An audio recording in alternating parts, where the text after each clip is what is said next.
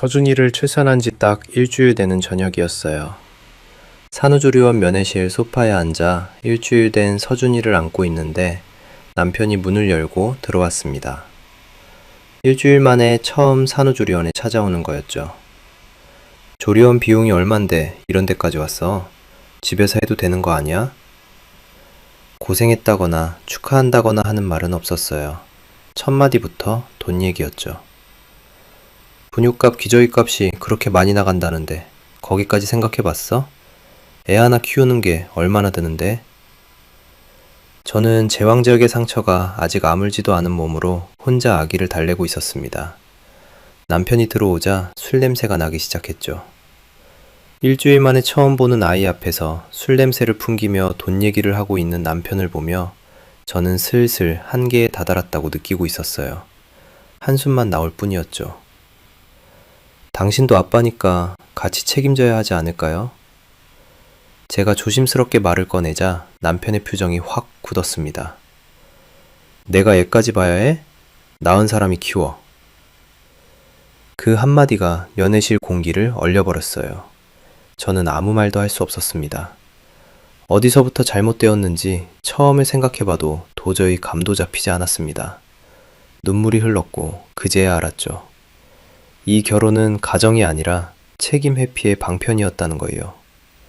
하지만 그 사람은 몰랐습니다. 그날 밤 제가 무엇을 결심했는지, 갓난아이를 품은 엄마의 한이 어떻게 서리는지를 말이에요. 여러분의 구독, 좋아요는 더 많은 사연을 만드는 힘이 됩니다. 안녕하세요. 저는 오정현입니다. 저는 충북 진천에서 태어나 자랐습니다. 대학에서 컴퓨터 교육과를 나왔고 결혼 전까지는 작은 회사에서 행정 일을 했어요. 남편 강도연을 만난 건 지인 소개였습니다. 중견 물류회사 영업과장이라는 직함, 또박또박한 말투, 계획적인 성격이 믿음직스러워 보였죠. 결혼 전 남편은 말했습니다. 나도 이제 가정을 꾸리면 달라질 거야.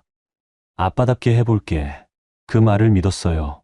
임신 소식을 전했을 때도 남편은 기뻐했고 산부인과 검진에도 몇 번 함께 갔습니다. 하지만 임신 중기를 넘어서면서 남편의 태도는 조금씩 달라지기 시작했어요. 거래처 술자리가 잦아졌고 집에 늦게 들어오는 날이 많아졌습니다. 저는 그저 승진을 준비하느라 바쁜 거라고 생각했죠. 출산 예정일이 다가오자 제왕절개를 권유받았습니다. 태아의 위치 때문이었어요. 수술 전날 밤 남편은 회사 일이 있다며 병원에 오지 않았습니다. 전화로 미안해, 내일 수술 끝나면 바로 갈게라고만 했죠. 저는 혼자 수술 동의서에 사인했고 혼자 수술실에 들어갔습니다. 아이가 태어난 뒤에도 남편은 나타나지 않았어요. 수술 당일 저녁에야 꽃다발 하나 들고 병실에 왔습니다. 축하해. 고생 많았어. 그 말뿐이었어요. 아이를 안아보지도 않고 이름도 제대로 짓지 않은 채 회사 일 때문에 먼저 간다며 15분 만에 나갔습니다. 저는 그때 처음으로 이상함을 느꼈어요. 아빠가 된 사람 같지 않았거든요. 산후조리원에 입소한 건 출산 이틀 후였습니다. 어머니께서 몸이라도 추스려야 한다며 비용을 보태주셨어요. 남편은 그 돈이면 집에서 몸조리하고 나머지는 애 키우는 데 쓰는 게 낫지 않냐고 말했지만 결국 어머니 뜻을 꺾을 수는 없었죠. 조리원 생활은 고요했습니다. 다른 산모들은 남편과 가족들이 자주 찾아왔지만 저는 대부분 혼자였어요. 간호사들이 아기를 돌봐주는 시간에 저는 제왕절개 상처 때문에 침대에서 일어나기도 힘들었습니다. 밤에 아기가 울 때마다 혼자 달래며 생각했어요. 남편은 지금 뭘 하고 있을까? 일째 되던 저녁이었습니다. 남편이 면회 시간에 맞춰 조리원에 왔어요. 문을 열고 들어서는데 얼굴에 피곤함이 가득했습니다. 저는 아기를 안은 채 소파에 앉아 있었죠. 왔어요? 제가 먼저 인사했습니다. 남편은 소파 반대편에 앉으며 한숨을 쉬었어요. 조리원 비용이 얼만데 이런 데까지 왔어. 집에서 해도 되는 거 아니야? 첫 마디가 그거였습니다. 축하도 격려도 아니었어요. 저는 당황스러웠지만 차분하게 대답했습니다. 어머니께서 도와주셨어요. 몸을 추스려야 아기도 제대로 돌볼 수 있잖아요. 남편은 고개를 저었습니다. 분유값, 기저귀값 생각해봤어? 애 하나 키우는 게 얼마나 드는데. 나도 회사에서 승진 경쟁 중이야. 지금 돈 쓸 때가 아니라고. 저는 아기를 더 꽉 안았어요. 술 냄새가 났습니다. 남편은 술자리를 마치고 온 거였죠.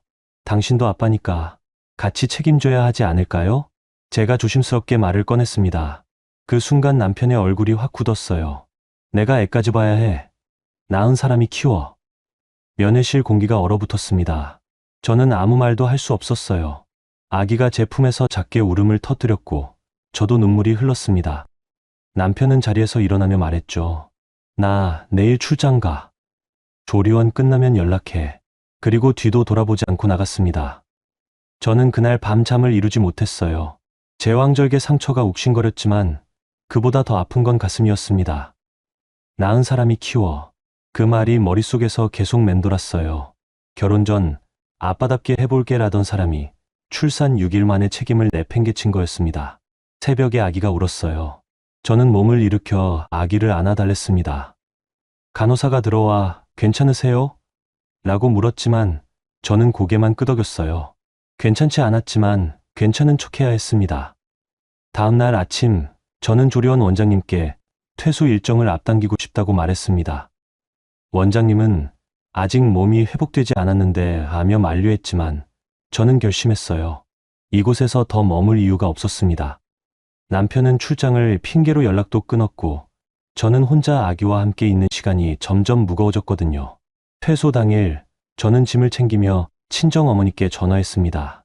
어머니, 저 집에 갈게요. 어머니는 잠시 침묵하시더니 알았다, 고만하셨어요. 남편에게는 문자 한 통만 보냈습니다. 진천으로 내려갑니다. 답장은 오지 않았죠. 택시를 타고 조리원을 나설 때 저는 아기를 품에 안은 제 창밖을 바라봤습니다. 수도권을 벗어나 고속도로로 접어들면서 저는 처음으로 생각했어요. 이 결혼은 끝이구나. 남편은 제가 며칠 삐친 것쯤으로 여겼을 겁니다. 하지만 저는 돌아갈 생각이 없었어요. 낳은 사람이 키워라는 말이 제게 준 건 상처만이 아니었습니다. 그건 선언이기도 했죠. 그래, 내가 키울게. 당신 없이도. 진천에 도착했을 때 해가 지고 있었습니다. 친정집 마당에 어머니와 아버지가 나와 계셨어요. 어머니는 아기를 안아주시며 눈물을 삼키셨고 아버지는 아무 말 없이 제 짐을 들어주셨습니다. 저는 그제야 숨을 쉴 수 있었어요. 그날 밤 아버지는 서재에서 작은 노트를 꺼내셨습니다.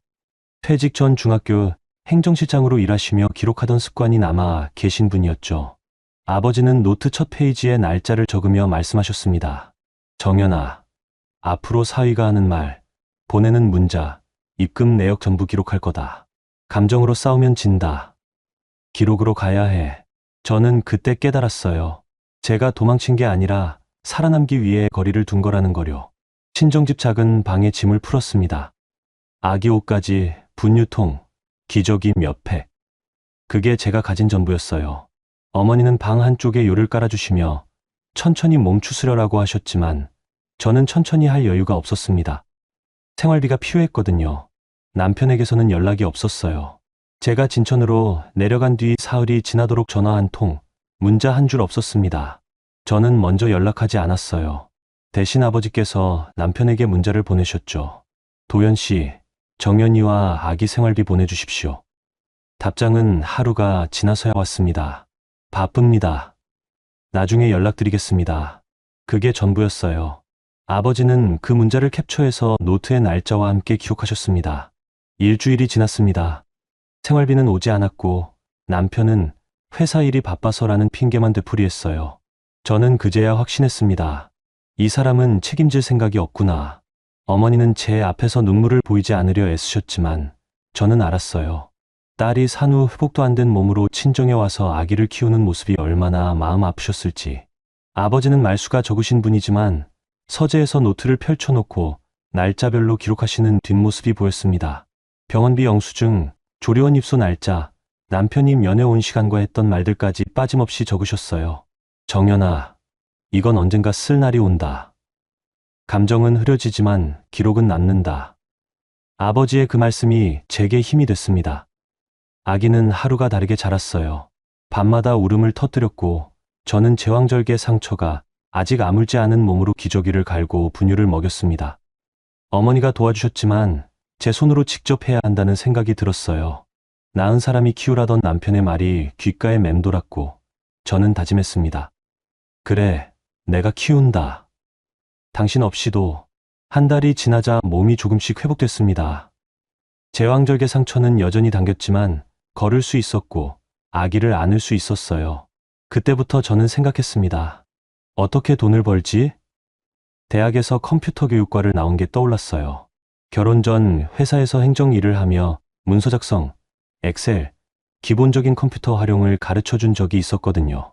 그 경험이 쓸모 있을 것 같았습니다. 저는 진천은 평생학습관 홈페이지를 찾아봤어요. 강사 모집 공고가 있었습니다. 어르신 스마트폰 교육 강사. 조건은 간단했어요. 기본적인 스마트폰 사용법을 알고 설명을 쉽게 할 수 있으면 됐습니다. 저는 이력서를 작성해 이메일로 보냈죠. 며칠 뒤 평생학습관에서 연락이 왔습니다. 면접을 보러 오라고요. 저는 어머니께 아기를 맡기고 읍내로 나갔어요. 오랜만에 외출이었습니다. 거울을 보니 제 얼굴이 낯설었어요. 출산 전보다 훨씬 수척해졌고 눈가에 그늘이 드리워져 있었습니다. 평생학습관 담당자는 중년 여성이었어요. 윤혜림 씨라고 했습니다. 경력이 있으시네요. 근데 아기가 어리신데 괜찮으시겠어요? 어머니가 봐주십니다. 강의 시간만 맞춰서 나올 수 있어요.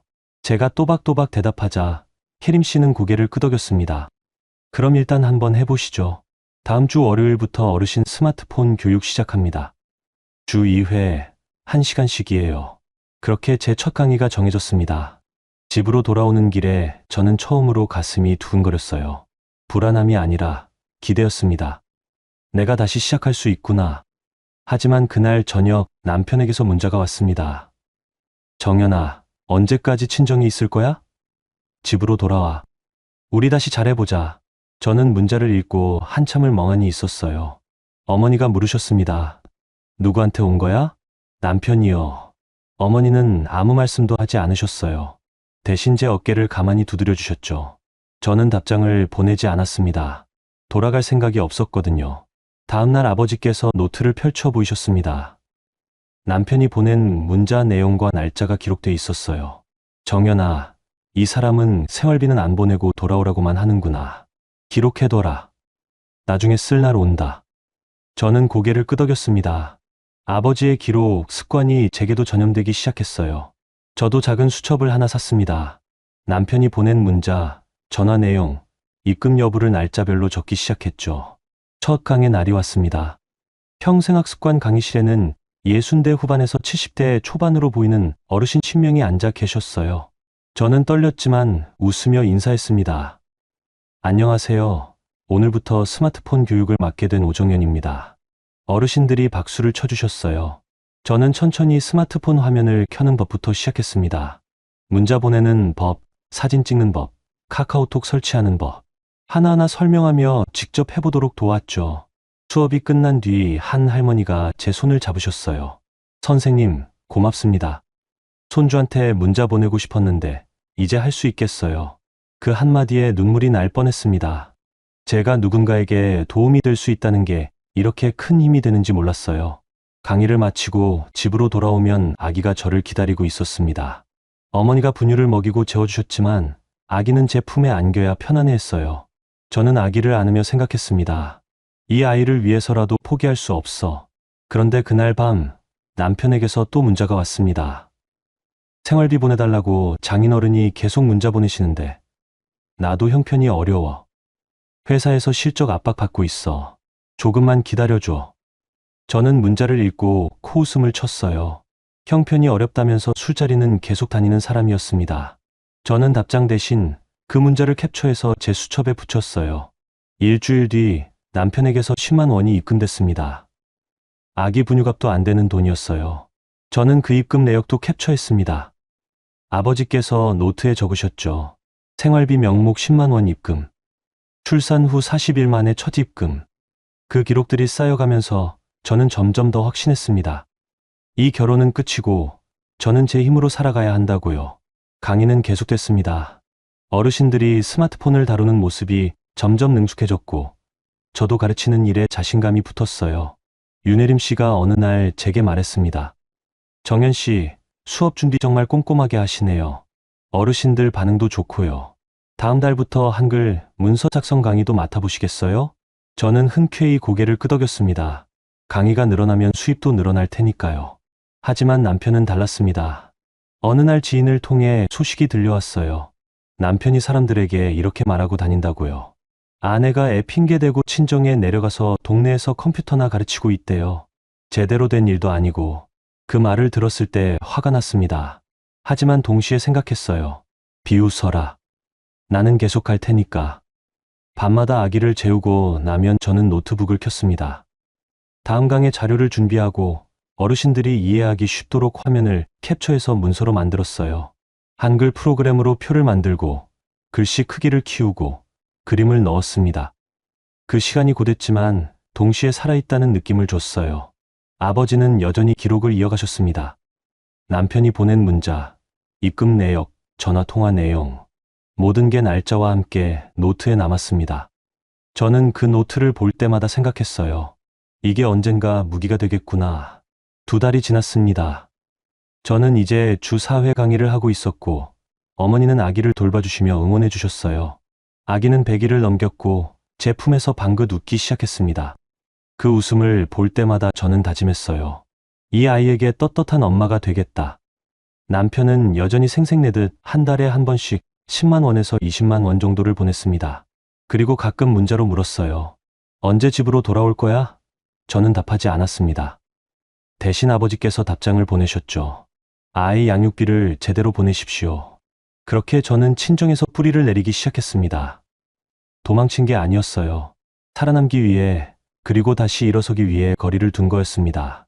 100일이 지나고 아기가 조금씩 안정을 찾아가면서 저도 강의에 더 집중할 수 있었습니다. 진천읍 평생학습관에서 시작한 어르신 스마트폰 교육은 입소문을 타기 시작했어요. 수강생이 늘어났고 윤혜림 씨는 제게 한글 문서 작성 강의뿐 아니라 엑셀 기초 강의까지 맡겼습니다. 정연 씨, 어르신들이 정연 씨 수업 듣고 나서 자신감이 생겼대요. 손주들한테 문자도 보내고 사진도 전송하시고 이번엔 엑셀도 배우고 싶다는 분들이 계세요. 저는 고개를 끄덕였습니다. 엑셀은 제가 잘하는 분야였거든요. 결혼 전 회사에서 매출 정리, 재고 관리 같은 일을 할 때 엑셀을 많이 썼었죠. 새로운 강의를 준비하며 저는 깨달았어요. 어르신들에게 필요한 건 복잡한 함수가 아니라 일상에서 바로 쓸 수 있는 실용적인 내용이라는 거요. 가계부 만들기, 용돈기 입장 정리하기, 간단한 표 그리기. 그런 걸 가르치기 시작했습니다. 어느 날 수업이 끝나고 한 할아버지가 다가오셨어요. 선생님, 우리 집사람이 시장에서 좌판 하나 하는데 매출 정리를 어떻게 해야 할지 모르겠대요.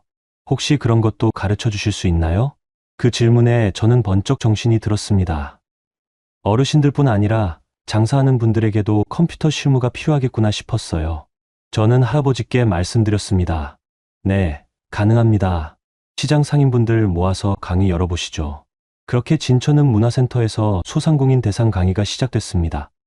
처음엔 5명이었어요. 시장에서 반찬 가게 하시는 분, 과일 가게 하시는 분, 작은 문구점 운영하시는 분들, 모두 컴퓨터는 처음이거나 거의 못 다루는 분들이었습니다. 저는 실무 중심으로 가르쳤어요.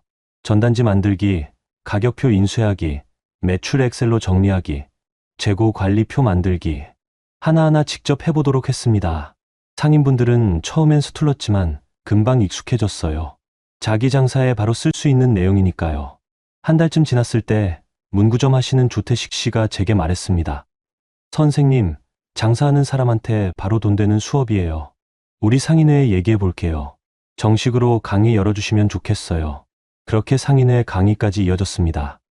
수강생이 15명으로 늘었고 강의료도 조금씩 올랐어요. 저는 처음으로 제 힘으로 돈을 버는 느낌을 받았습니다. 하지만 남편은 달랐습니다. 어느 날 지인을 통해 또 소식이 들려왔어요. 도연 씨가 술자리에서 그러던데 아내가 동네에서 컴퓨터 학원 선생 비슷한 거 한다고, 애 핑계대고 제대로 된 일도 안 하고. 그 말을 들었을 때 저는 더 이상 화가 나지 않았습니다. 대신 생각했어요. 비웃어라. 나는 계속 할 테니까. 강의가 끝나고 집으로 돌아오면 아기가 기다리고 있었습니다. 어머니께서 분유를 먹이고 놀아주셨지만 아기는 제 얼굴을 보면 환하게 웃었어요. 저는 아기를 안으며 다짐했습니다. 이 아이에게 떳떳한 엄마가 되자. 밤이 되면 저는 노트북을 켰어요. 다음 강의 자료를 준비하고 상인분들이 실제로 쓸 수 있는 양식을 만들었습니다. 전단지 템플릿, 가격표 양식, 매출 정리 엑셀 파일.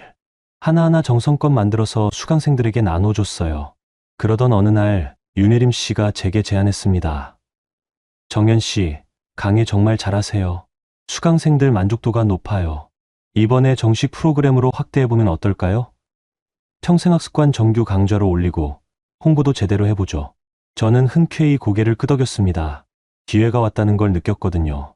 정규 강좌가 시작되자 수강 신청이 몰렸습니다. 20명 정원이 금방 찼고 대기자까지 생겼어요. 저는 처음으로 제 이름으로 불리는 느낌을 받았습니다. 오정현 강사님. 그 호칭이 낯설면서도 뿌듯했어요. 하지만 그즈음 남편에게서 이상한 문자가 오기 시작했습니다. 정연아, 네가 무슨 일을 하든 상관없지만 애는 제대로 키우고 있는 거지. 저는 문자를 읽고 어이가 없었어요. 생활비 한 푼 제대로 보내지 않으면서 육아를 걱정하는 척하다니요. 저는 답장하지 않았습니다. 대신 아버지께서 기록하셨죠. 육아 간섭 문자. 생활비 미지급 상태에서 남편의 문자는 점점 더 이상해졌습니다. 애 키우는데 돈이 얼마나 드는지 알아? 네가 벌어서 다 감당할 수 있어? 제대로 못 키우면 나도 생각이 있어. 아빠 권리도 있으니까. 그 문자들을 보며 저는 알았어요. 이 사람은 제가 자립하는 게 두려운 거구나. 자기보다 높아질까 봐 걱정하는 거구나. 저는 그 문자들을 모두 캡처했습니다. 아버지의 노트에 날짜와 함께 기록됐어요. 남편이 보낸 협박성 메시지, 양육 간섭, 생활비 미지급 내역. 모든 게 증거로 쌓여갔습니다. 강의는 계속됐습니다. 상인분들은 제가 만들어준 양식을 실제 장사에 써보고 효과를 봤다고 말했어요. 선생님, 매출 정리하니까 장사가 눈에 보여요.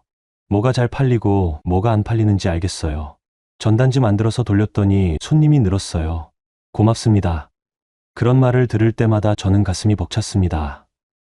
제가 누군가에게 도움이 되고 있다는 게 이렇게 큰 힘이 되는지 몰랐어요. 조태식 씨는 상인회 모임에서 제 강의를 적극 추천했습니다. 장사하는 사람들한테 진짜 필요한 수업이에요. 쓸데없는 이론 없고 바로 써먹을 수 있는 실무만 가르쳐요. 정연 선생님 강의 한번 들어보세요. 그렇게 입소문이 퍼지면서 제 강의는 진천읍을 넘어 인근 지역까지 알려지기 시작했습니다. 하지만 그럴수록 남편의 문자는 더 날카로워졌어요. 네가 뭘 하든 상관없지만 애한테 문제 생기면 책임은 네가 져야 해. 나도 아빠야. 양육권 문제도 생각해 볼 수 있어. 그 문자를 읽을 때마다 저는 몸이 떨렸습니다. 하지만 동시에 분노가 치솟았어요. 책임은 지지 않으면서 권리만 주장하는 사람. 저는 그 문자들을 모두 저장했습니다. 아버지께서 말씀하셨어요. 정연아, 이 사람은 겁을 주려는 거야. 하지만 우리한테는 기록이 있다. 걱정하지 마라. 저는 고개를 끄덕였습니다. 아버지의 노트에는 이미 수십 장의 기록이 쌓여 있었어요.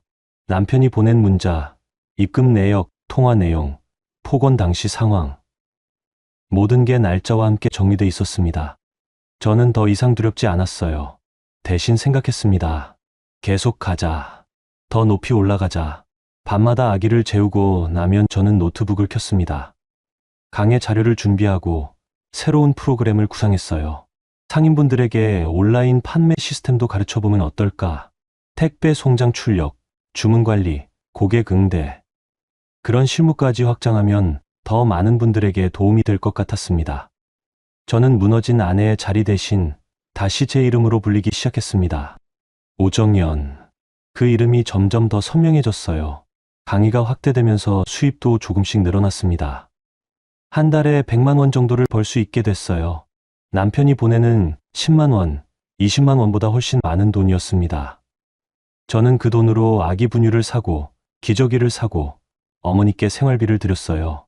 어머니는 받지 않으려 하셨지만 저는 꼭 드렸습니다. 어머니, 제가 번 돈이에요. 받아주세요. 어머니는 눈물을 글썽이시며 제 손을 잡으셨어요. 우리 딸, 정말 대견하다.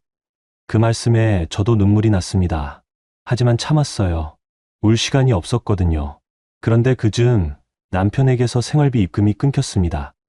한 달에 한 번씩이라도 보내던 10만 원, 20만 원조차 오지 않았어요. 저는 문자를 보냈습니다. 아이 양육비 보내주세요. 답장은 이틀 뒤에 왔습니다. 요즘 회사 형편이 안 좋아. 나도 어렵다. 조금만 기다려줘. 저는 코웃음을 쳤어요. 회사 형편이 안 좋다면서 지인들과 술자리는 계속 다니는 사람이었습니다. 저는 그 문자를 캡처해서 아버지께 보여드렸어요. 아버지는 노트에 기록하시며 말씀하셨습니다. 정연아, 이 사람은 책임을 회피하고 있어. 법적으로 대응해야 할 때가 왔다. 저는 고개를 끄덕였습니다. 그리고 변호사를 찾아갔어요. 진천읍에 있는 작은 법률사무소였습니다. 변호사는 40대 중반쯤 돼 보이는 남성이었어요. 저는 아버지의 노트와 제 수첩, 그리고 모든 증거 자료를 가지고 갔습니다. 변호사는 자료를 하나하나 살펴보며 고개를 끄덕였습니다. 기록이 정말 꼼꼼하시네요. 병원비 영수증, 입금 내역, 문자 내용까지. 이 정도면 충분합니다. 이혼 소송이 가능할까요? 제가 조심스럽게 물었습니다. 변호사는 고개를 끄덕였어요. 가능합니다. 양육비 미지급, 정신적 학대, 부부 공동생활 파탄, 모두 이혼 사유가 됩니다. 그리고 양육권도 당신 쪽으로 가져올 수 있을 겁니다. 남편이 양육권을 주장하면요? 기록을 보세요. 출산 후 지금까지 제대로 된 양육비를 보낸 적이 없습니다. 면접교섭권도 행사하지 않았고요. 법원은 실제로 아이를 키운 사람을 우선합니다. 변호사의 말에 저는 조금 안심이 됐습니다. 하지만 동시에 두려웠어요. 이혼 소송이라는 게 쉬운 일은 아니니까요. 감정 싸움으로 가면 지칩니다. 기록과 사실로 가야 해요. 당신은 이미 그걸 준비했습니다. 변호사의 말에 저는 고개를 끄덕였습니다. 그리고 이혼 조정 신청을 하기로 결심했어요. 그날 밤 저는 아기를 안으며 생각했습니다. 이제 진짜 끝이구나. 슬프지 않았어요. 오히려 홀가분했습니다. 더 이상 그 사람에게 기대지 않아도 되니까요. 일주일 뒤 남편에게서 전화가 왔습니다. 이혼 조정 신청서를 받았다는 거였어요. 정연아, 이게 뭐야? 이혼을 하자고? 목소리가 당황스러워 보였습니다. 저는 차분하게 대답했어요. 네, 더 이상 함께 살 수 없어요. 갑자기 왜 이래? 우리 다시 잘해보자. 내가 잘못했어. 잘못했다면 생활비라도 제대로 보내셨어야죠. 출산 후 지금까지 얼마나 보내셨는지 아세요? 제 말에 남편은 말을 잃었습니다. 저는 계속 말했어요. 아이는 제가 키울게요. 당신은 법적으로 정해진 양육비만 보내주세요. 정연아, 진정해. 우리 만나서 얘기하자. 만날 필요 없어요. 법원에서 봐요. 저는 전화를 끊었습니다. 손이 떨렸지만 후회하지 않았어요. 그런데 며칠 뒤 이상한 소문이 들려왔습니다. 남편이 사람들에게 이렇게 말하고 다닌다고요. 아내가 애를 이용해서 돈벌이만 하고 있어요. 제대로 된 엄마가 아니에요. 양육권도 제대로 생각해봐야 할 것 같아요. 그 말을 들었을 때 저는 화가 치밀었습니다. 책임은 지지 않으면서 오히려 저를 나쁜 엄마로 만들려는 거였어요. 하지만 저는 참았습니다. 감정적으로 대응하면 진다는 걸 알았거든요. 대신 아버지의 노트를 다시 펼쳐봤어요. 남편이 보낸 협박성 문자, 양육비 미지급 내역, 출산 직후, 폭언 당시 상황. 모든 게 날짜와 함께 기록돼 있었습니다. 정연아, 걱정하지 마라. 우리한테는 증거가 있어. 아버지의 말씀에 저는 고개를 끄덕였습니다. 첫 조정 날이 왔습니다. 법원 조정실은 생각보다 작았어요. 조정위원 두 분이 앉아 계셨고 저와 남편은 각자 변호사와 함께 자리했습니다. 조정위원이 물었습니다. 출산 후 양육비를 얼마나 보내셨나요? 남편은 머뭇거리며 대답했어요. 한 달에 10만 원에서 20만 원 정도요. 그게 전부인가요? 회사 형편이 어려워서. 조정위원은 고개를 저었습니다. 그리고 제 변호사가 준비한 자료를 펼쳤어요. 병원비 영수증, 입금 내역, 문자 기록. 모든 게 날짜와 함께 정리돼 있었습니다. 조정위원이 남편을 바라봤습니다. 출산 후 4개월 동안 총 60만 원을 보내셨네요. 이게 전부입니까? 남편은 아무 말도 하지 못했어요. 산후조리원 비용은요? 장모님이. 병원비는요? 그것도. 조정위원은 한숨을 쉬었습니다. 양육 책임을 다하지 않으셨네요. 그런데 양육권을 주장하시는 건가요? 남편은 입을 다물었습니다. 조정위원이 계속 말했어요. 아버지로서의 권리를 주장하시려면 먼저 아버지로서의 책임을 다하셔야 합니다. 지금까지의 기록을 보면 책임을 방기하신 것으로 보입니다. 그 말에 남편의 얼굴이 굳었습니다. 저는 가만히 앉아 있었어요. 감정을 드러내지 않았습니다. 조정은 1시간쯤 이어졌습니다. 결국 남편은 이혼에 동의했고 양육권은 제게 주기로 했어요. 대신 법적으로 정해진 양육비를 매달 보내기로 합의했습니다. 조정실을 나올 때 남편이 제게 다가왔습니다. 정연아, 미안해. 내가 잘못했어. 저는 그를 똑바로 바라봤어요. 이제 끝이에요. 양육비만 제때 보내주세요. 그리고 돌아섰습니다. 더 이상 그 사람과 나눌 말이 없었어요. 집으로 돌아오는 길에 저는 처음으로 눈물을 흘렸습니다. 슬픔이 아니었어요. 안도였습니다. 이제 진짜 자유로워진 거였어요. 어머니께서 아기를 안고 계셨습니다. 저는 아기를 안으며 생각했어요. 이제 우리 둘이서 잘 살아보자. 그날 밤 저는 노트북을 켰습니다. 강의 자료를 준비하다가 문득 생각이 들었어요. 온라인 강의를 만들어 볼까?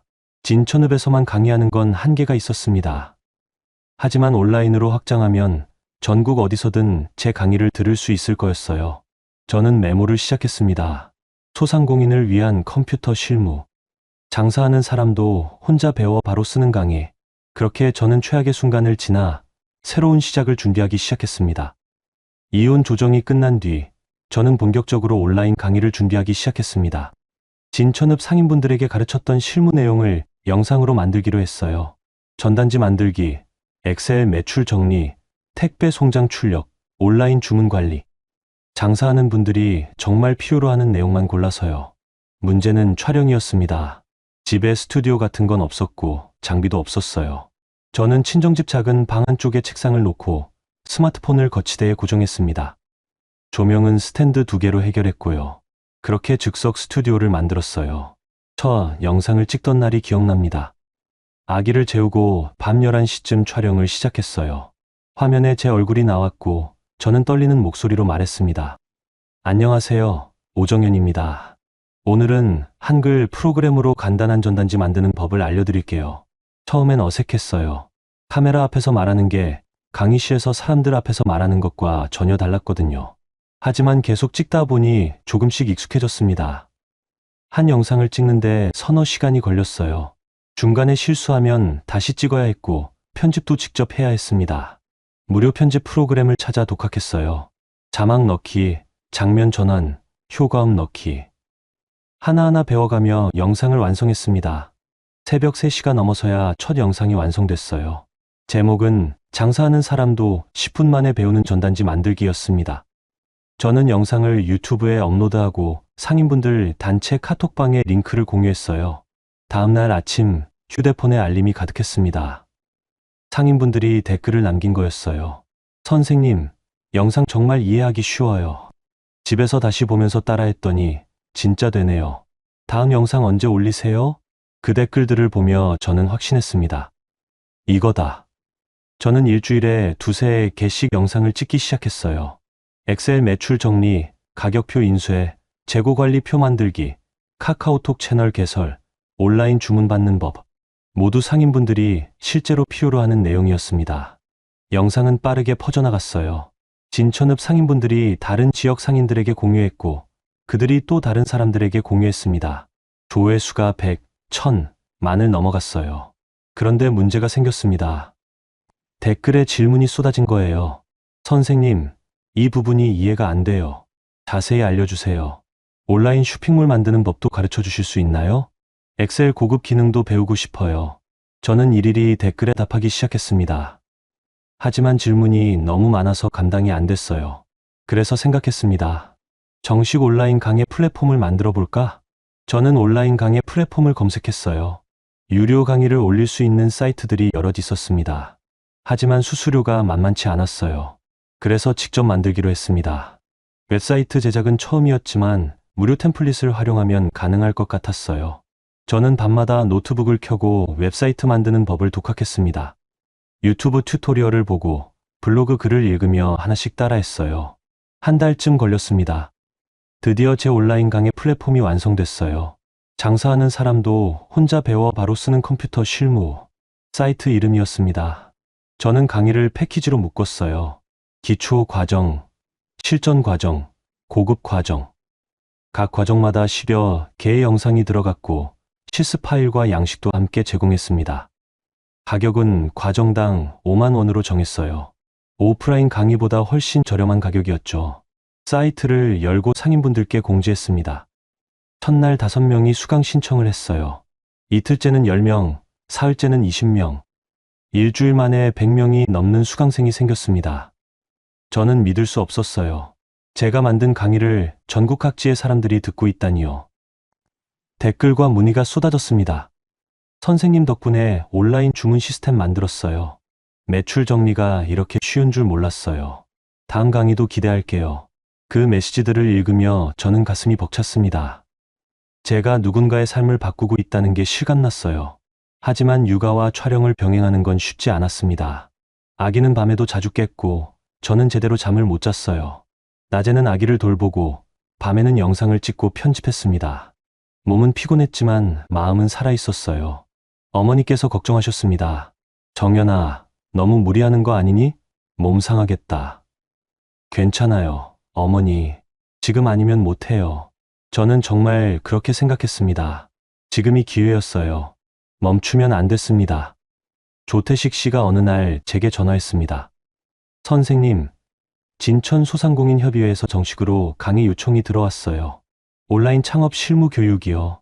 지자체 지원 사업이라 강의료도 괜찮아요. 저는 흔쾌히 수락했습니다. 오프라인 강의와 온라인 강의를 병행하면 수입도 늘고 인지도도 높아질 거였어요. 그렇게 저는 강사에서 대표로 변신하기 시작했습니다. 친정집 작은 방에서 시작한 일이 이제는 사업이 됐어요. 주문 알림이 울릴 때마다 저는 뿌듯했습니다. 내가 해냈구나. 하지만 그중 남편에게서 또 이상한 소문이 들려왔습니다. 정연이가 아이 데리고 친정에 가서 이상한 사업에 빠졌대요. 애는 제대로 못 키우고 돈벌이만 한다던데요. 그 말을 들었을 때 저는 더 이상 화도 나지 않았어요. 대신 생각했습니다. 계속 비웃어라. 나는 계속 올라갈 테니까. 저는 영상을 더 열심히 찍었습니다. 새벽마다 노트북을 켜고 강의 콘텐츠를 만들었어요. 소상공인, 문서관리 양식, 온라인 창업 가이드, 세금 신고, 기초. 장사하는 분들이 정말 필요로 하는 모든 내용을 담았습니다. 수강생은 계속 늘어났어요. 100명, 200명, 500명, 어느새 1000명을 넘어섰습니다. 저는 혼자서는 감당이 안 될 것 같아서 조교를 1명 고용했어요. 진천읍에 사는 젊은 여성이었습니다. 그분이 댓글 관리와 수강생 문의를 도와주셨어요. 저는 이제 더 이상 생활비 걱정을 하지 않았습니다. 한 달에 300만 원 정도를 벌 수 있게 됐거든요. 남편이 법원에서 정한 양육비로 보내는 50만 원보다 훨씬 많은 돈이었어요. 저는 그 돈으로 아기에게 좋은 옷을 사주고 어머니께 용돈을 드리고 강의 장비를 업그레이드 했습니다. 스마트폰 대신 제대로 된 카메라를 샀고 조명도 새로 장만했어요. 마이크도 좋은 걸로 바꿨습니다. 영상 퀄리티가 올라가자 수강생들의 만족도도 높아졌어요. 선생님, 영상 화질이 좋아졌어요. 목소리가 더 잘 들려요. 강의 내용도 점점 좋아지는 것 같아요. 그 댓글들을 보며 저는 확신했습니다. 이 길이 맞구나. 밤마다 아기를 재우고 나면 저는 노트북을 켰어요. 다음 강의를 준비하고 수강생들의 질문에 답하고 새로운 콘텐츠를 기획했습니다. 피곤했지만 행복했어요. 제 힘으로 살아가고 있다는 게 이렇게 뿌듯한 줄 몰랐습니다. 어느 날 밤 저는 아기를 안으며 생각했어요. 낳은 사람이 키우라고 했지. 그래, 나 키우고 있어. 내 아이도 키우고 내 인생도 키우고 내 사업도 키우고 있어. 그 생각이 저를 더 강하게 만들었습니다. 온라인 강의 플랫폼이 안정되면서 저는 새로운 기회를 만나기 시작했습니다. 진천군청에서 연락이 왔어요. 지역 소상공인 지원 사업의 일환으로 디지털 전환 교육을 진행하고 싶은데 강사로 와줄 수 있느냐는 거였습니다. 오정현 선생님 강의가 상인분들 사이에서 입소문이 자자하다고 들었습니다. 저희 사업에 꼭 함께 해주셨으면 좋겠어요. 담당 주무관의 말에 저는 흔쾌히 수락했습니다. 공공기관과 함께 일한다는 건 신뢰도를 높이는 일이기도 했거든요. 강의는 한 달에 4번 각 2시간씩 진행됐습니다. 참석자는 30명 정도였어요. 시장 상인, 카페 운영자, 작은 공장 사장님들. 모두 디지털 전환이 필요하다는 걸 알지만 어디서부터 시작해야 할지 모르는 분들이었습니다. 저는 실무 중심으로 가르쳤어요. 네이버 스마트 스토어 개설, 온라인 주문 관리, SNS 마케팅 기초, 키워드 광고 설정. 하나하나 직접 해보도록 했고 실습 파일도 나눠줬습니다. 강의가 끝날 때마다 만족도 조사를 했는데 점수가 아주 높게 나왔어요. 군청 담당자가 기뻐하며 말했습니다. 선생님, 다음 기수도 꼭 부탁드립니다. 대기 신청자가 벌써 50명이 넘었어요. 저는 고개를 끄덕였습니다. 이제 제 강의는 진천을 넘어 인근 지역까지 알려지고 있었어요. 그런데 그중 남편이 또 문제를 일으켰습니다. 이혼 후 양육비를 몇 달 제때 보내더니 어느 날부터 입금이 늦어지기 시작한 거예요. 법원에서 정한 날짜보다 일주일, 열흘씩 늦게 보냈습니다. 저는 문자를 보냈어요. 양육비 기일을 지켜주세요. 답장이 왔습니다. 요즘 회사 일이 바빠서 조금만 기다려줘. 저는 그 문자를 캡처했습니다. 그리고 변호사에게 상담했어요. 변호사는 말했습니다. 양육비 지연은 법적으로 문제가 됩니다. 이행명령을 신청할 수 있어요. 계속 기록해 두세요. 저는 고개를 끄덕였습니다. 아버지의 기록 습관이 여전히 유효했어요. 하지만 더 큰 문제는 따로 있었습니다. 남편이 주변 사람들에게 이상한 말을 퍼뜨리기 시작한 거예요. 정연이가 아이를 이용해서 돈벌이에만 몰두하고 있어요. 제대로 된 엄마가 아니에요. 애는 거의 친정어머니가 키운다던데요. 그 소문이 이혼 조정 때 같이 있던 지인을 통해 저에게 전해졌습니다. 저는 처음엔 화가 났어요. 하지만 곧 침착해졌습니다. 감정적으로 대응하면 진다는 걸 알았거든요. 대신 저는 제 일에 더 집중했습니다. 군청 강의는 물론이고 온라인 강의 콘텐츠도 계속 업데이트했어요. 수강생들의 후기가 쌓이면서 제 신뢰도는 점점 높아졌습니다. 어느 날 충청북도청에서 연락이 왔습니다. 도 단위 소상공인 교육사업에 강사로 참여해달라는 거였어요. 오정현 선생님 강의가 현장에서 반응이 좋다고 들었습니다. 도내 10여개의 시군을 순회하며 강의해 주실 수 있으신가요? 저는 잠시 망설였습니다. 순회 강의는 시간도 많이 걸리고 아기와 떨어져 있어야 하는 시간도 길어지니까요. 하지만 기회였어요. 저는 어머니와 상의했습니다. 어머니, 제가 도청 사업에 참여하려면 가끔 하루 이틀씩 집을 비워야 할 것 같아요. 괜찮으실까요? 어머니는 웃으며 대답하셨어요. 걱정하지 마라. 우리 손주는 내가 잘 볼게. 네가 하고 싶은 일 해라. 어머니의 말씀에 저는 눈물이 날 뻔했습니다. 저는 고개를 끄덕이며 도청 사업에 참여하기로 했어요. 순회 강의는 한 달에 4번 정도였습니다. 청주, 충주, 제천, 음성, 각 지역을 돌며 소상공인 분들을 만났어요. 강의 내용은 비슷했지만 질문은 다양했습니다. 선생님, 저는 온라인 쇼핑몰을 하고 싶은데 어디서부터 시작해야 할까요? 인스타그램 마케팅이 효과가 있나요? 블로그는 어떻게 운영하는 건가요? 저는 하나하나 성실하게 답했습니다. 그리고 강의가 끝난 뒤에는 개별 상담도 해줬어요. 제 시간을 아낌없이 쏟았습니다. 수강생들의 반응은 뜨거웠어요. 선생님 강의 듣고 온라인 쇼핑몰 열었어요. 블로그 시작했는데 주문이 들어왔어요. 선생님 덕분에 매출이 늘었어요. 그 말을 들을 때마다 저는 보람을 느꼈습니다. 제가 누군가의 삶을 바꾸고 있다는 게 실감났어요. 그런데 그중 남편이 법원 조정 내용을 어기기 시작했습니다. 양육비를 2달째 보내지 않은 거예요. 저는 변호사와 상의했고 이행명령을 신청했습니다. 법원에서 남편에게 경고가 갔습니다. 하지만 남편은 여전히 변명만 늘어놓았어요. 요즘 회사에서 구조조정이 있어서 실적이 안 좋아서. 저는 더 이상 듣지 않았습니다. 대신 변호사를 통해 강제 집행을 진행했어요. 남편의 월급에서 양육비를 직접 떼는 절차였습니다. 남편은 그제야 당황하며 전화를 걸어왔습니다. 정연아, 이게 뭐야? 회사에서 월급 압류 통지가 왔어. 체면이 말이 아니야. 저는 차분하게 대답했어요. 법원에서 정한 양육비를 제때 안 보내셔서 그래요. 앞으로는 자동으로 처리될 겁니다. 이렇게까지 해야 돼? 우리 아이 아빠인데. 아빠라면 책임을 다하셔야죠. 전 더 이상 기다리지 않을 거예요. 저는 전화를 끊었습니다. 남편의 목소리가 떨리는 게 느껴졌지만 저는 흔들리지 않았어요.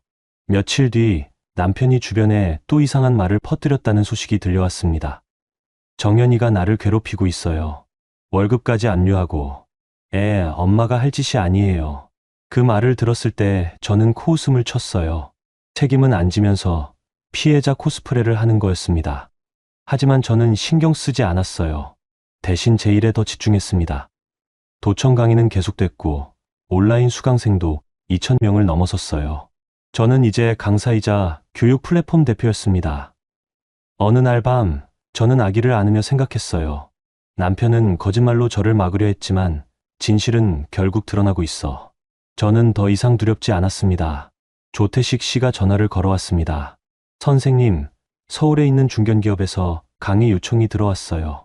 직원 재교육 프로그램이래요. 한번 해보시겠어요? 저는 잠시 망설였습니다. 서울까지 가려면 시간이 오래 걸리니까요. 하지만 기회였어요. 해보죠. 저는 대답했습니다. 그리고 준비를 시작했어요. 이제 제 무대는 진천을 넘어 서울로 확장되고 있었습니다. 서울 중견기업 강의는 이혼 후 2년쯤 지났을 때 시작됐습니다. 회사 이름은 물류 관련 중견기업이었어요. 구조조정 이후 남은 직원들을 대상으로 디지털 실무 재교육을 진행한다고 했습니다. 담당자가 제게 말했어요. 오정현 선생님 강의가 실무 중심이라고 들었습니다.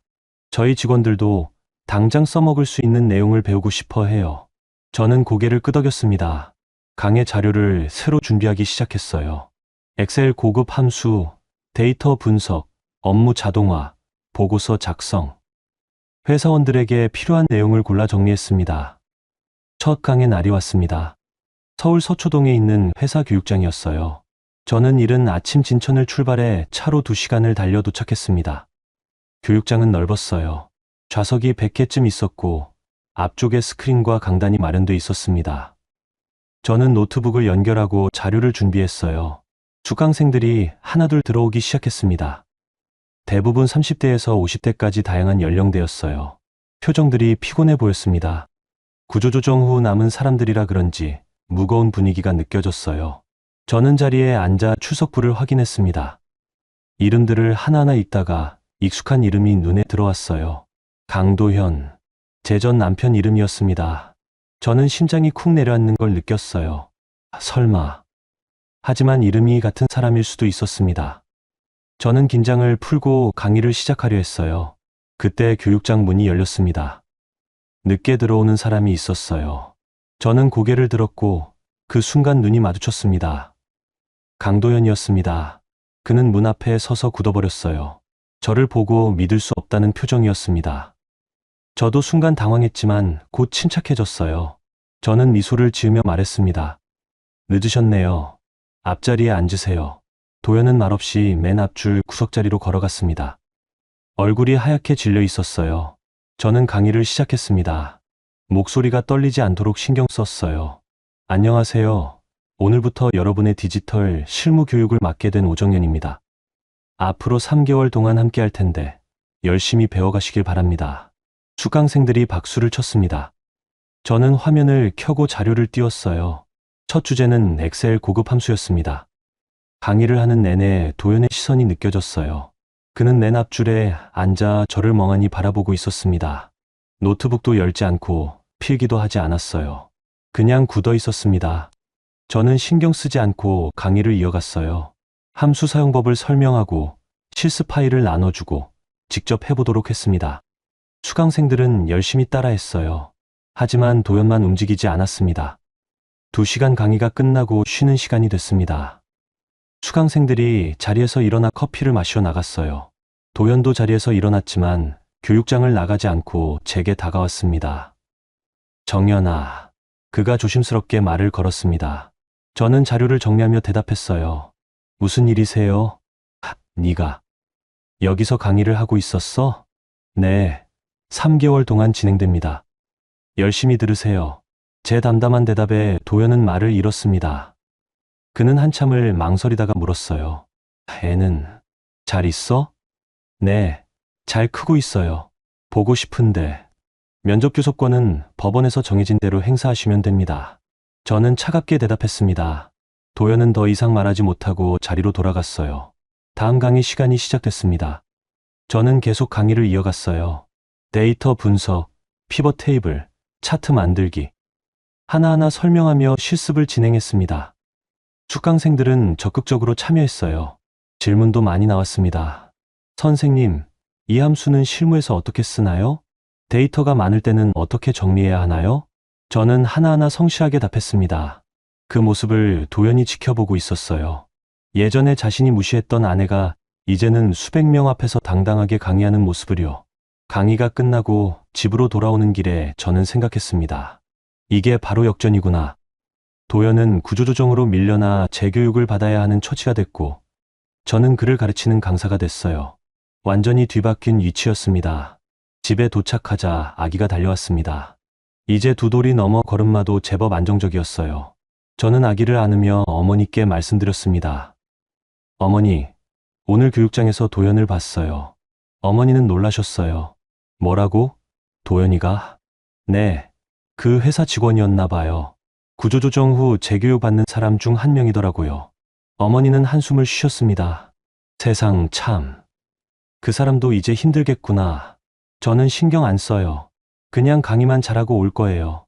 저는 담담하게 말했습니다. 다음 주에도 강의가 이어졌습니다. 도연은 여전히 맨 앞줄에 앉아 있었어요. 하지만 이제는 노트북을 열고 필기를 하기 시작했습니다. 실습도 따라하고 가끔 질문도 했어요. 선생님, 이 부분이 이해가 안 돼요. 저는 다른 수강생들처럼 친절하게 설명했습니다. 특별히 차갑게 대하지도 친절하게 대하지도 않았어요. 그냥 수강생 중 한 명으로 대했습니다. 한 달쯤 지나자 수강생들 사이에서 제 강의 평가가 높아졌습니다. 선생님 강의 진짜 좋아요. 실무에 바로 써먹을 수 있어요. 다른 강의는 이론만 가르치는데 선생님은 실전 위주라 좋아요. 회사 담당자도 만족해했어요.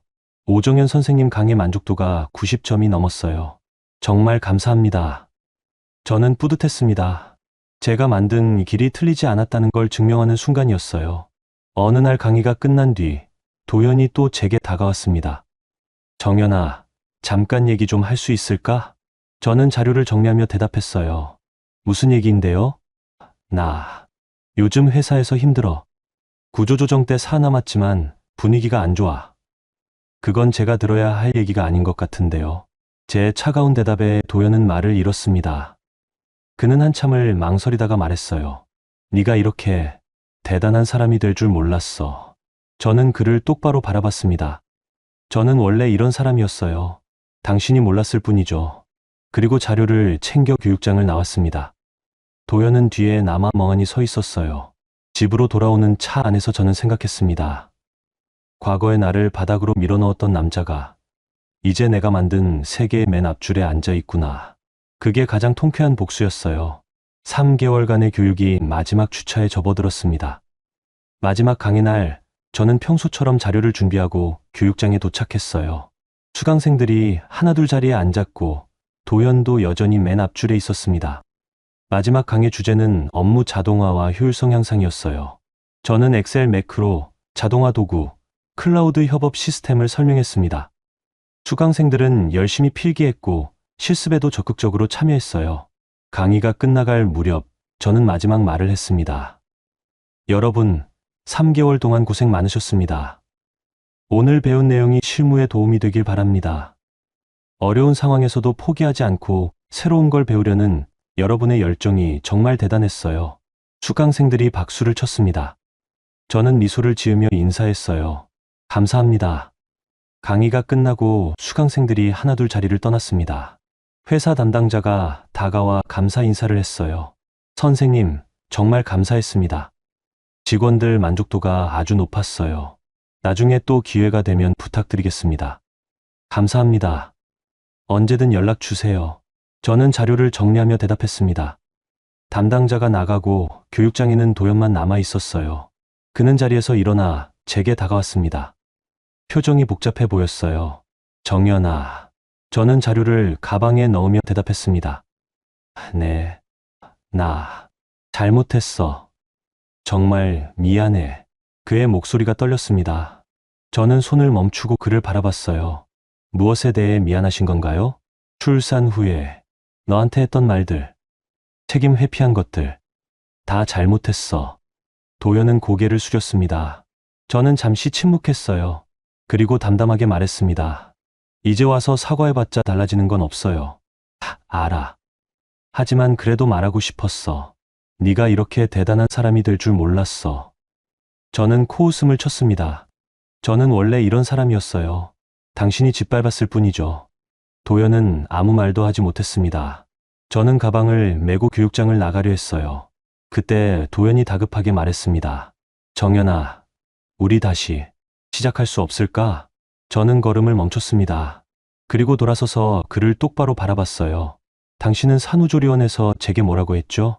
도연은 말을 잃었습니다. 저는 계속 말했어요. 낳은 사람이 키워. 그렇게 말했잖아요. 그건 홧김이든 진심이든 그 말은 제 인생을 바꿨어요. 당신 말대로 제가 키웠습니다. 제 아이도 키우고 제 인생도 키우고 제 사업도 키웠어요. 제 목소리는 차갑지만 단호했습니다. 도연은 고개를 숙였어요. 정연아, 정말 미안해. 나도 힘들어. 힘드시면 열심히 사세요. 전 더 이상 당신의 삶에 관심 없어요. 저는 돌아서서 교육장을 나갔습니다. 도연은 뒤에 남아 아무 말도 하지 못했어요. 복도를 걸어 나오는데 가슴이 답답했습니다. 하지만 동시에 후련했어요. 이제 진짜 끝이었습니다. 건물 밖으로 나오자 해가 지고 있었습니다. 주차장으로 걸어가는데 누군가 저를 불렀어요. 엄마. 돌아보니 아버지와 어머니가 아기를 데리고 서 계셨습니다. 저는 깜짝 놀랐어요. 어머니, 아버지, 어떻게 여기까지? 정연이 마지막 강의 끝나는 날이잖아. 우리가 응원하러 왔지. 어머니가 웃으며 말씀하셨습니다. 아기가 제게 달려왔어요. 저는 아기를 안으며 눈물이 날 뻔했습니다. 엄마, 보고 싶었어. 아기가 제 목에 매달리며 말했어요. 저는 아기를 꼭 안았습니다. 엄마도 보고 싶었어. 아버지께서 제 어깨를 두드리셨습니다. 잘했다. 정연아, 정말 대견하다. 저는 고개를 끄덕였습니다. 그리고 가족과 함께 주차장으로 걸어갔어요. 그때 뒤에서 누군가 달려오는 소리가 들렸습니다. 돌아보니 도연이 건물에서 뛰어나오고 있었어요. 정연아, 잠깐만. 하지만 저는 돌아보지 않았습니다. 아기를 안은 채 부모님과 함께 차로 걸어갔어요. 도연은 멀리서 멈추어 서서 저를 바라봤습니다. 저는 차에 아기를 태우고 운전석에 앉았어요. 백미러에 도연의 모습이 비쳤습니다. 그는 주차장 한가운데 서서 저를 보고 있었어요. 저는 시동을 걸었습니다. 그리고 주차장을 빠져나갔어요. 백미러 속 도연의 모습이 점점 작아졌습니다. 엄마, 어디가? 아기가 물었습니다. 저는 웃으며 대답했어요. 집에 가자. 우리 집으로. 차는 서울을 벗어나 진천으로 향했습니다. 해가 완전히 지고 어둠이 내렸어요. 하지만 저는 두렵지 않았습니다. 제 앞길이 환하게 보였거든요. 집에 도착했을 때 밤이었습니다. 아기를 안고 집 안으로 들어가는데 익숙한 냄새가 났어요. 어머니가 해주신 된장찌개 냄새였습니다. 어머니, 배고파요. 그래, 빨리 씻고 와라. 밥 차려놨다. 저는 아기를 씻기고 제 몸도 씻었어요. 그리고 식탁에 앉아 가족과 함께 저녁을 먹었습니다. 아기가 밥을 먹으며 말했어요. 엄마, 오늘 유치원에서 그림 그렸어. 엄마 그렸어. 그래? 엄마한테 보여줄래? 응. 아기가 가방에서 그림을 꺼냈습니다. 크레파스로 그린 엄마 그림이었어요. 머리가 길고 웃고 있었습니다. 저는 그림을 보며 미소를 지었어요. 예쁘다. 고마워.